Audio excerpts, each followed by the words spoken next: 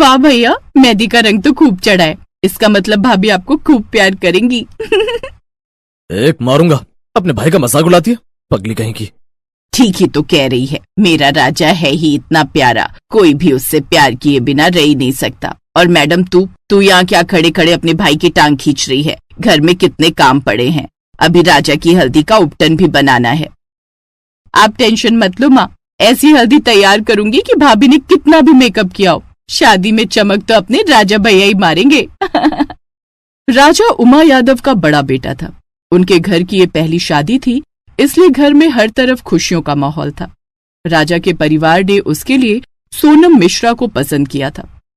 Ruby, ये देख, ये वाली ज्वेलरी और लहंगा हल्दी के लिए कैसा है?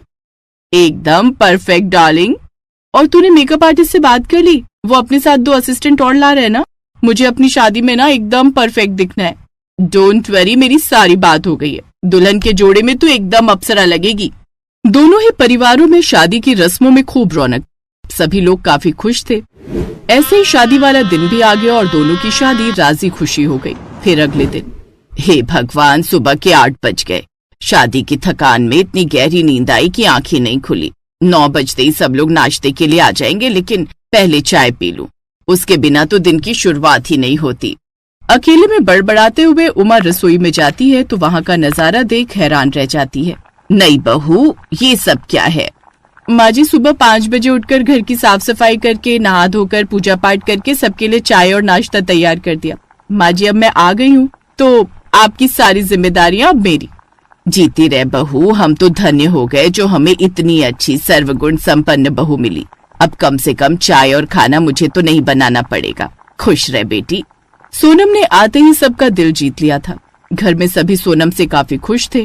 फिर उसी रात राजा सोनम के करीब आने की कोशिश करता है। तभी सोनम, अब रुक जाइए राजी, वो मैंने मन्नत मांगी थी कि मैं शादी के बाद 11 दिन तक उपवास रखूंगी और आपके साथ कामाख्या मंदिर जाकर माता के दर्शन करूंगी, जिसके बाद ही हम दोनों पति पत्नी जैसा संबंध बनाएंगे।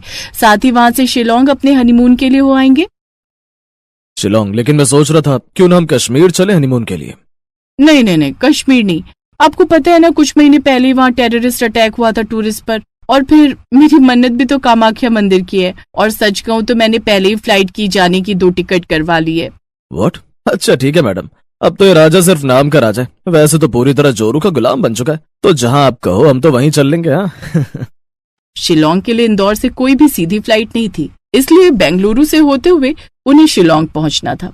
सोनम ने हनीमून पर जाते वक्त भारी मात्रा में सोना पहना, चेन, ब्रेसलेट, अंगूठियां पहन ली, साथ ही सारे गहने भी बैग में रख लिए और राजा को भी जेवर पहनने के लिए कहने लगी। तुमने सारे गहने क्यों रख लिए?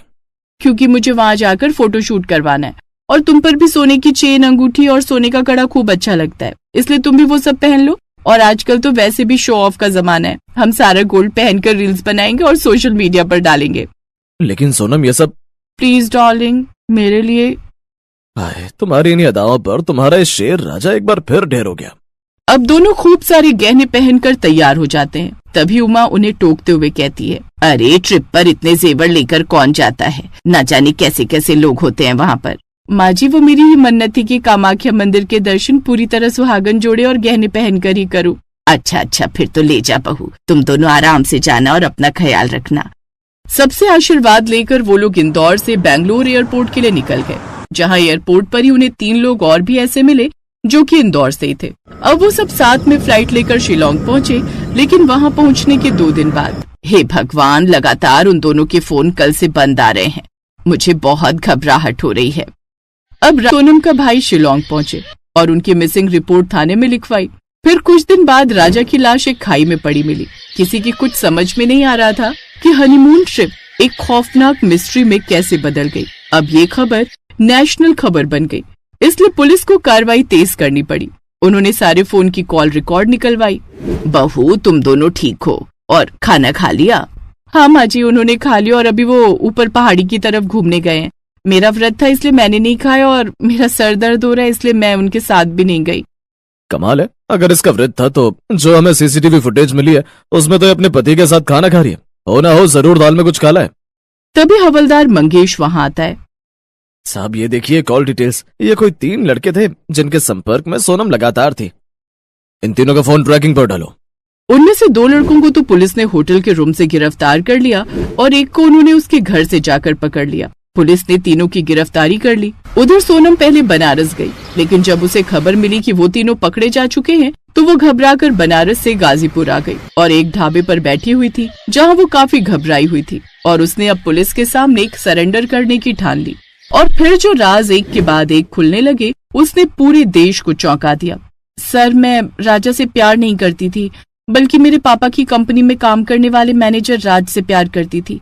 लेकिन मैं जानती थी कि मेरे घर वाले कभी इस बात को नहीं मानेंगे, इसलिए हम दोनों ने मिलकर राजा की हत्या का प्लान रचा।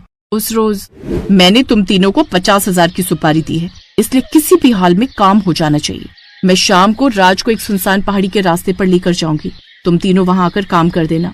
शाम को सोनम जैसे ही राजा के साथ एक सुनसान पहाड़ी पर गई, तभी उन तीनों ने आकर छोटी कुल्हाड़ी से उसके सर पर वार किया और फिर उसका कत्ल कर दिया और उसकी लाश खाई में फेंक दी। ये सब सुनकर सारा देश सन्न रह गया। दोनों के परिवार वाले पूरी तरह बिखर गए। राज इस प्लान को इंदौर में रहकर ही फोन के जरिए अंजाम दे रहा था। फिर पुलिस ने सबको हिरासत में ले लिया और जेल में डाल दिया। बेवफाई एक इंसान को नहीं, एक परिवार को तोड़ देती है। रिश्ते में प्यार के साथ भरोसा जरूरी है, और एक बार टूटा भरोसा फिर कभी वैसा नहीं हो पाता। आजकल की इस कलयुग दुनिया में किसके मन में क्या चल रहा है कोई नहीं बता सकता, इसलिए शादी करने से पहले सारी जांच पड़ताल अच्छे से कर ले, ताकि किसी के प्यार के कारण किसी का बेटा या बेटी बलि न चढ़े।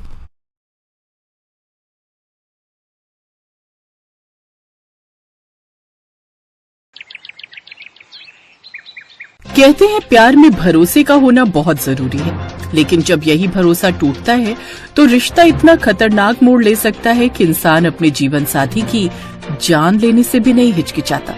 मेरठ का सौरभ मर्डर केस ऐसी ही एक सच्ची घटना है जिसने हर किसी को झकझोर कर रख दिया। सौरभ एक सीधा साधा मेहनती इंसान जो लंदन में काम करके अपनी पत्नी और बेटी को बेहतर जिंदगी देना चाहता था। मुस्कान सौरभ की पत्नी जो दिखने में मासूम थी, लेकिन दिल में खतरनाक इरादे छिपाए बैठी थी। साहिल, मुस्कान का स्कूल का पुराना दोस्त, जो उसका प्रेमी, जो हवस के लालच में अंधा हो चुका था। मुस्कान, मैं अगले महीने छुट्टी पर आ रहा हूँ, तुम्हें और पीहू को बहुत मिस कर रहा हूँ। हाँ सौरभ, हम भी तुम्हें बहुत याद कर रहे हैं। इतनी उदासी से कहोगी तो मैं कैसे आऊंगा? मुझे तो ऐसा लग रहा है जैसे तुम सिर्फ फॉर्मेलिटी कर रही हो मुझे बुलाकर।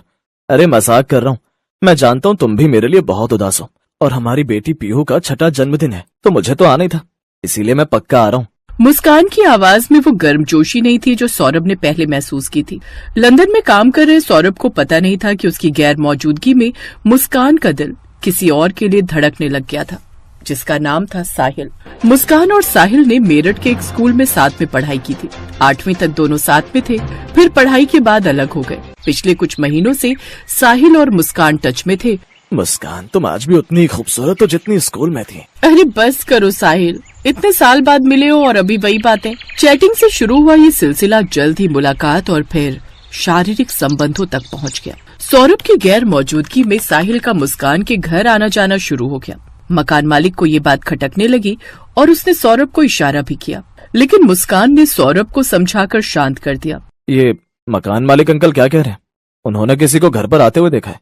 अरे नहीं, ऐसा कुछ नहीं है। ऑनलाइन सामान मंगवाती हूँ ना, तो कभी कभी लेट नाइट भी आता है। अब कोई आ जा रहा है तो पड़ोसी तो फालतू की ताक झाक करते रहते हैं। और साहिल को तुम जानते हो, वो मेरा बचपन का दोस्त है। तुम आओगे तो तुमसे भी मिलवाऊंगी। पड़ोसियों की तो आदत ही होती है आग लगाने की।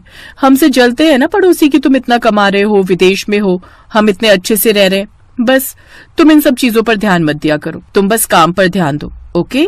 हाँ, ओके। मुस्कान और साहिल को सौरभ अब कांटा लगने लगा। दोनों ने फैसला किया कि सौरभ को रास्ते से हटा दिया जाए। सौरभ के भारत लौटने पर मुस्कान और साहिल ने मिलकर उसे मौत के घाट उतारने का प्लान बनाया। एक रात मुस्कान ने सौरभ को खाने में नशीली चीज मिलाकर बेहोश कर दिया। साहिल उस समय घर में ही छिपा हुआ था। साहिल ने उस तरह से सौरभ का गला रेत दिया और फिर उसका सिर धड़ से अलग कर दिया। मुस्कान, अब हमारे रास्ते का कांटा हमेशा के लिए निकल गया। हमें लाश को ठिकाने लगाना होगा।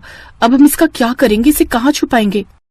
चिंता मत करो, मेरे पास सारा इंतजाम है। मुस्कान ने प्रेमी साहिल के साथ मिलकर पति सौरभ की हत्या करने के बाद उसके शव के 15 टुकड़े कर दिए। इसके बाद उन्होंने एक नीले रंग का ड्रम खरीदा मुस्कान, हमें इस लाश के टुकड़े करने होंगे और सीमेंट में मिलाकर ड्रम में भरना होगा। चलो जल्दी से काम कर लेते हैं। मुझे बहुत घबराहट हो रही है साहिल, कहीं कोई आ न जाए, किसी को कोई सच्चाई पता न चल जाए। कोई नहीं जानेगा सच्चाई, हम दोनों हमेशा एक साथ रहेंगे। चलो अब ये सब छोड़ो और इसे ठिकाने लगाने पर ध्यान दो। साहिल और मुस्कान ने सौरभ की लाश के टुकड़े ड्रम में फेंक दिए और ऊपर से उन टुकड़ों पर सीमेंट भर दिया। ड्रम बहुत भारी हो गया, अब इसे सामने वाले कमरे में छुपा दो ताकि किसी को शक ना हो। साहिल, इन सब कामों की वजह से मेरा सिर बहुत दर्द हो रहा है। सुनो ना, हम कहीं चलते हैं, यहाँ रुका नहीं जाएगा। ठीक है, हम लोग पहाड़ों पर चलते हैं, हिमाचल चलते हैं। जल्दी से कपड़े रख लो। और फिर सौरभ को मारने के बाद दरिंदे साहिल और मुस्कान हिमाचल घूमने चले गए। हिमाचल में उन दोनों ने जमकर एंजॉय किया। दोनों ने प्लान बनाया कि हिमाचल से लौटने के बाद ड्रम को कहीं फेंक आएंगे। मुस्कान और साहिल छुट्टियां मनाकर घर लौटे और ड्रम को ठिकाने लगाने में जुट गए। अरे यार, ये तो बहुत भारी हो गया, अब तो हिल भी नहीं रहा। लगता है हम इसे नहीं उठा पाएंगे। हमें कुछ मजदूरों को बुलाना होगा। थोड़े बहुत पैसे खिला देंगे तो मजदूर ड्रम को फेंक आएंगे। बोल देंगे इसमें भारी कबाड़ भरा हुआ है। ठीक है, जो करना है जल्दी करो और इस मुसीबत से छुटकारा पाओ। साहिल कुछ मजदूरों को बुलाता है, लेकिन मजदूर भी काफी कोशिश करने के बाद ड्रम को नहीं उठा पाए। शायद सौरभ की आत्मा यही चाहती थी कि उसे इंसाफ मिले। ये बदबू कैसी?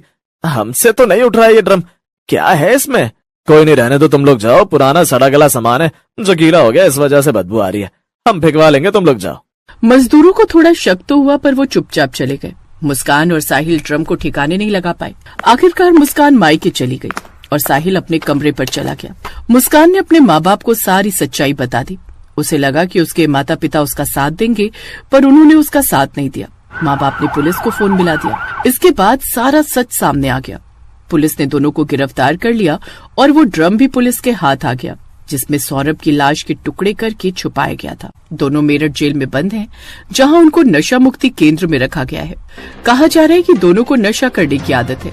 डॉक्टरों की टीम उनकी निगरानी कर रही है और दवाओं के जरिए नशा छुड़ाने का प्रयास किया जा रहा है। सौरभ हत्याकांड में उसकी पत्नी मुस्कान और उसके आशिक साहिल को तो कड़ी से कड़ी सजा हो ही जाएगी, क्योंकि सच की हमेशा जीत होती है और दोषी को दंड अवश्य मिलता है। पर सवाल ये उठता है कि उस छोटी सी प्यारी बच्ची पीहू का, जिसकी सारी दुनिया ही उसके मम्मी पापा थे। पीहू की मासूम आंखें आज भी अपने पिता सौरभ को ढूंढती हैं, लेकिन उसे क्या पता कि उसके पिता अब कभी लौट कर नहीं आएंगे। अब पीहू अपने नाना नानी के साथ है, लेकिन उसके मन में एक सवाल हमेशा गूंजता रहेगा, मम्मा और पापा को क्या हो गया? इस मासूम सी बच्ची ने जो खोया, उसकी भरपाई कभी नहीं